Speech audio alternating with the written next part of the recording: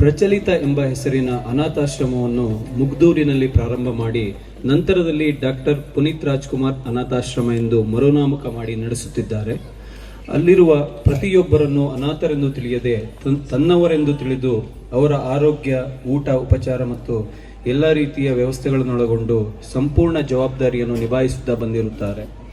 ಇವರಿಗೆ ಅನಾಥ ಸೂರ್ಯ, ಅನಾಥ ರಕ್ಷಕ ಎಂಬ ಬಿರುದು ಬಂದಿರುವುದಲ್ಲದೆ ಮತ್ತು ಇವರ ಸಾಧನೆ ಅತ್ಯಂತ ಶ್ಲಾಘನೀಯವಾದದ್ದು.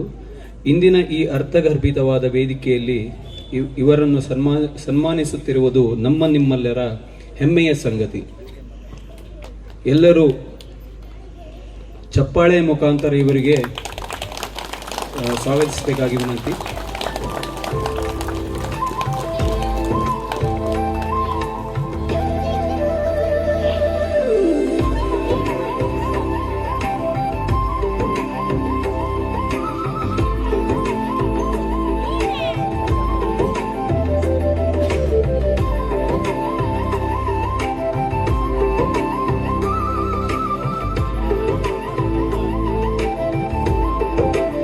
ಜೋರಾದ ಚಪ್ಪಾಳೆ ಮೂಲಕ ಅಭಿನಂದನೆ ತಿಳಿಸಬೇಕಾಗಿ ವಿನಂತಿಸಿಕೊಳ್ಳುತ್ತೇವೆ.